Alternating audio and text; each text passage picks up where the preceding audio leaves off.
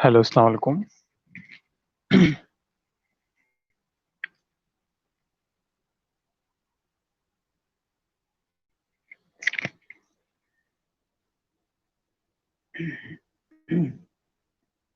আসসালামু আলাইকুম। আজকে আমরা এন্ডোক্রাইনোলজির একটা ইম্পর্টেন্ট টপিক সম্পর্কে আলোচনা করব। যে টপিকটির নাম হচ্ছে আপনার কোয়ারভিয়ান থাইরয়েডাইটিস। সো আপনারা যদি ডেভিডসন ফলো করেন তাহলে ডেভিডসনে আপনারা দেখতে পাবেন যে ডিকোয়ারভিয়ান থাইরয়েডাইটিস যে ডিজিজটা, সেই ডিজিজটাকে আসলে হচ্ছে আপনার হাইপারথাইরয়েডিজম এবং হাইপোথাইরয়েডিজম দুইটা মানে দুইটা ডিজিজের আন্ডারেই কিন্তু আলোচনা করা হয়েছে।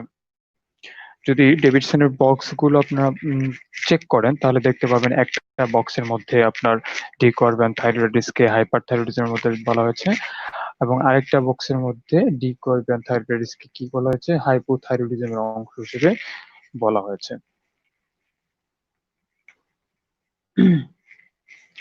সো আজকে মূলত আমরা এই ডিকোয়ারভিয়ান থাইরয়েডিস সম্পর্কে একটু পড়াশোনা করার চেষ্টা করবো, ইনশাল্লাহ। আশা করি সাথে থাকবেন। তো এই ডিকোয়ারভিয়ান থাইরয়েডাইটিস, ঠিক আছে।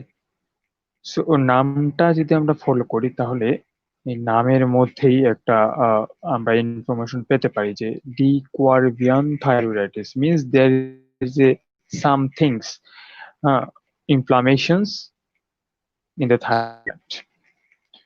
মানে হচ্ছে থাইরয়েড গ্ল্যান্ডে যদি কোনো কারণে ইনফ্লামেশন হয়, তার মানে হচ্ছে আপনার ডিকোয়ারভিয়ান থাইরয়েডাইটিসটা হচ্ছে একটা থাইরয়েড গ্ল্যান্ডের inflammations. So when there is inflammations of any organ or any part of the body, যখনই বডির কোন একটা অংশে কোন একটা ইনফ্লামেশন হয়, হ্যাঁ, এটা হতে পারে থাইরয়েড গ্ল্যান্ড ইটসেলফ, হতে পারে আদার যে কোনো organ. So there must be present of sign of symptoms of inflammations. So inflammations এর সাইন সিমটমস গুলো আমরা সবাই জানি, হ্যাঁ, যেমন হচ্ছে আপনার ক্যালর, ডলর, রুবর, ফাংশনলোসিয়া, এগুলো তো আমরা সবাই জানি, তাই না? তাহলে ডিকোয়ারভিয়ান থাইরয়েডাইটিস এই নামটা থেকে বোঝা যাচ্ছে যে আসলে there is some things within the thyroid gland. What is this? Inflammations in thyroid gland.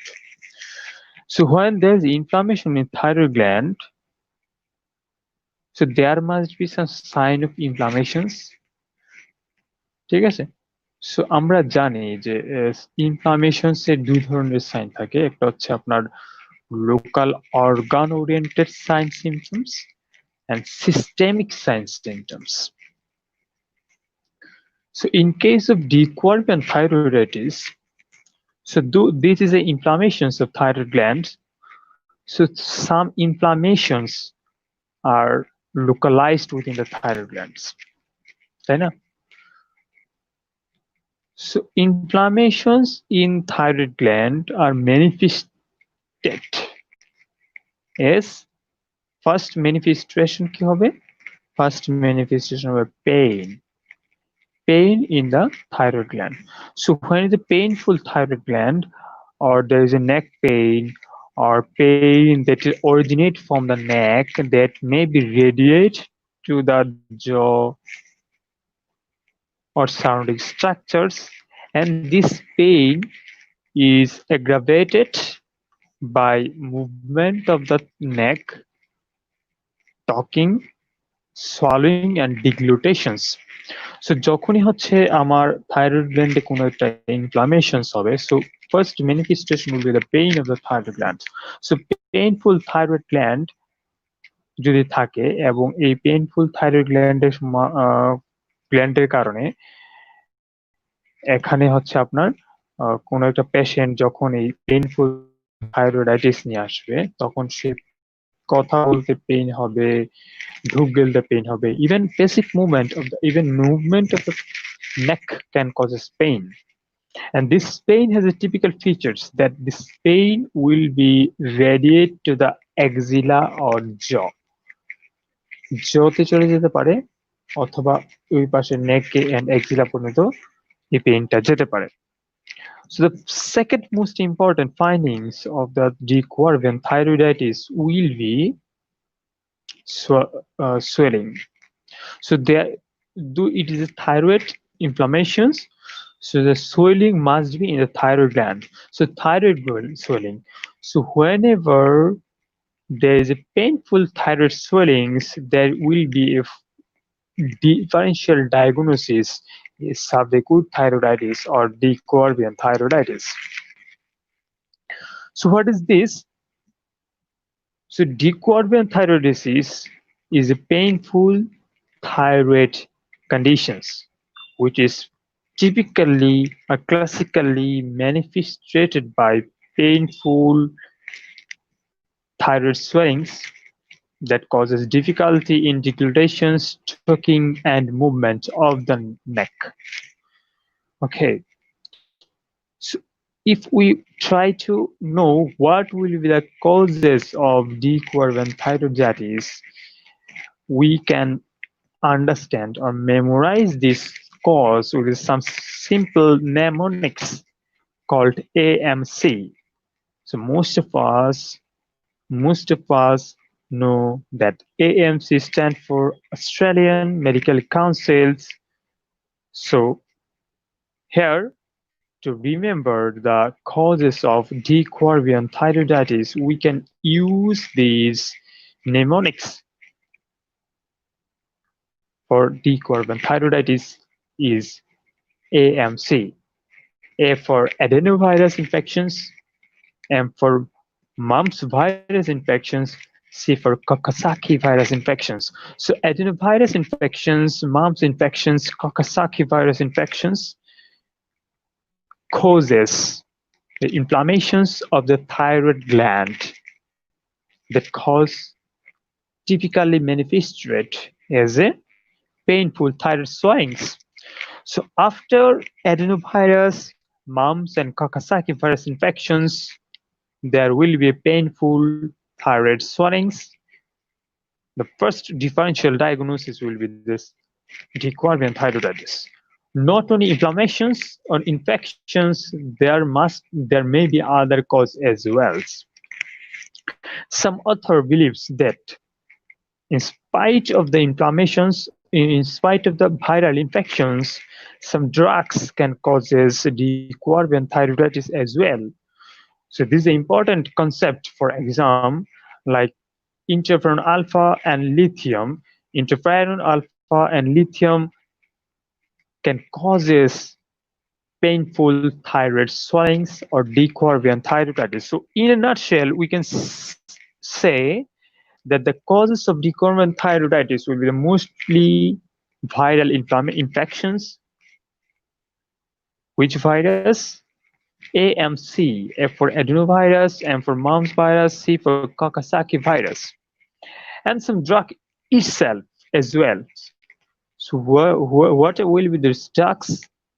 The drugs may be lithium and interferon alpha. So lithium, interferon alpha, and some viral infections can precipitate to causes painful thyroid swellings. The first differential diagnosis will be the Quervian thyroiditis.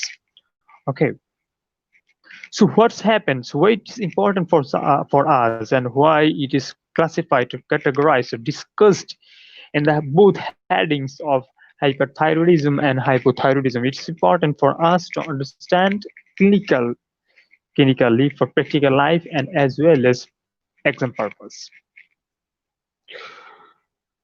So we know that our thyroid gland, anatomically or histologically, thyroid gland composed of some follicular cell and parafollicular cell. You got it? I say our thyroid gland histologically is formed or structured by clusters of cells like follicular cells and parafollicular cells on each side of the follicular cells. The functions of follicular cells is they are manufactured thyroid hormones like T3, T4, like T4, mainly T4, and some quantity of T3 as well. And in follicular cells, the preformed thyroid hormones are stored in forms of colloid nodules. So within the follicular cells, the thyroid hormones are stored in colloid, thyroid colloid. Okay. So when there is inflammations due to infections and drugs like mumps virus, adenovirus, and Kawasaki virus infections, so there must be inflammations here, and these inflammations causes degranulations of this colloid. So when there is a degranulations of the colloid follicles in the follicular cells of the thyroid, the stored thyroid hormones in the thyroid gland will release rapidly so that the net thyroid hormone concentrations in the blood will be increased for a transient period of times. What I say? I say after inflammations of adenovirus, mumps virus, and Kawasaki virus, the colloid follicles which are impregnant with preformed thyroid hormones like T4s will be degranulated its content to the bloodstream. So in this stage or primary stage of the infections, there is the abundant amount of T4 within the blood. So the concentrations of T4, though it is raised in the blood, so as a consequence of degranulations and increased T3 concentrations in the blood, the signs symptoms of hyperthyroidism will develop. The signs symptoms of hyperthyroidism will be developed in the first stage, like first 4 to 6 weeks of this disease process. So when there is a Quervian thyroiditis, the first 4 to 6 weeks, there will be the stage of hyperthyroidism due to degranulations of the colloid, which release the preformed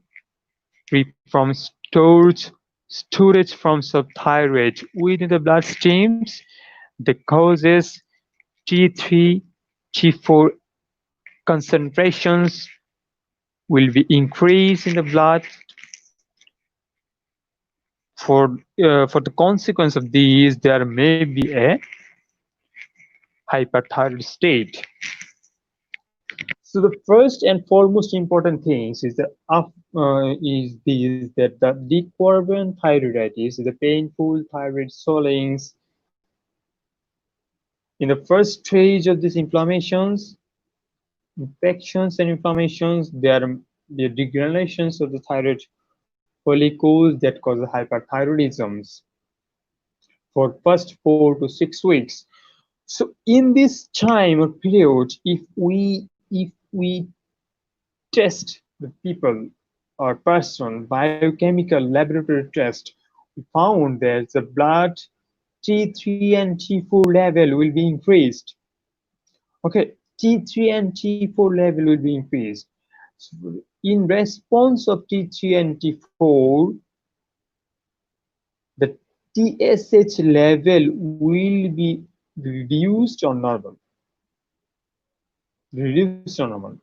So in your blood picture, if you find there is a raised T3 and T4 level, but TSH level is normal or reduced, and if you perform the radioactive iodine uptake test,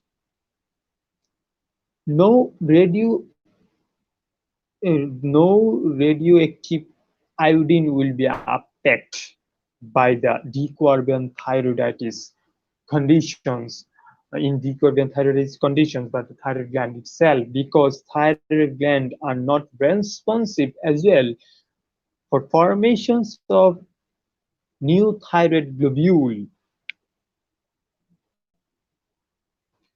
So if you find there is a in peripheral blood picture, if you find T3 T4 will T4 in raised T3 T4 and normal or reduced TSH and no iodine uptake. So this is the first stage of the dequerbian thyroiditis. After 4 to 6 weeks of the disease process, this inflammation will be resolved itself as the natural history of life or gland itself. So after inflammations, the inflammation will be resolved by fibrosis. We know that everybody knows this very well. So when inflammations will be resolved, the thyroid gland will be fibrous.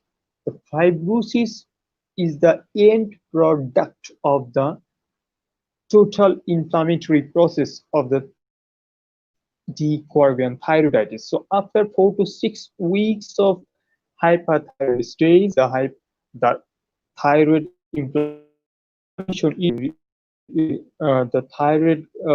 thyroid inflammations will be uh, recovered by fibrosis. So when there is a fibrosis, the gland itself will be supported naturally and other functions as well.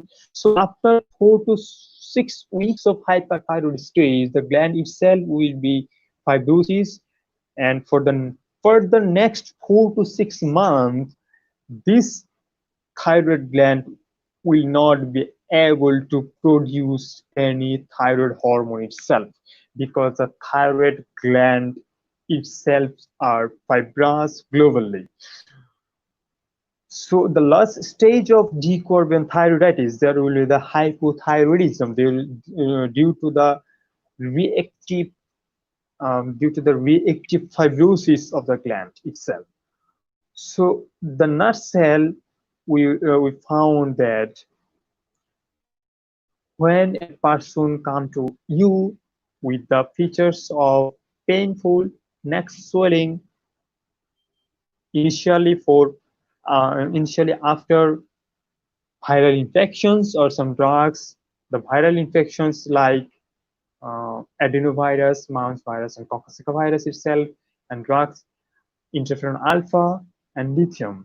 So these drugs and viral infections causes inflammations of the thyroid gland globally, that causes degranulations of the thyroid gland, thyroid covert nodules that which are impregnant with preformed T3 and T4s, and this T4 will be radiculously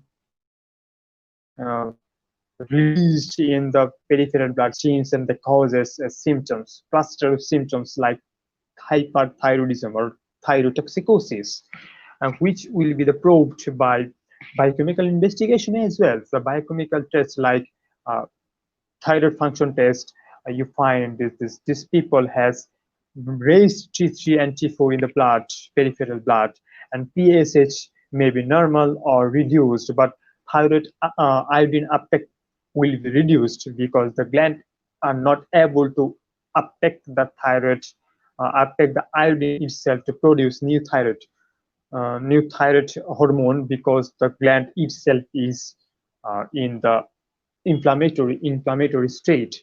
So for the first 4 to 6 weeks, there may be the hyperthyroid state. So after the actions of the degranulating T3 and T4 will be over after 4 to 6 weeks, the gland will be recovered from the inflammation by fibrosis, and we know the fibrosis causes shrinkage of the thyroid gland.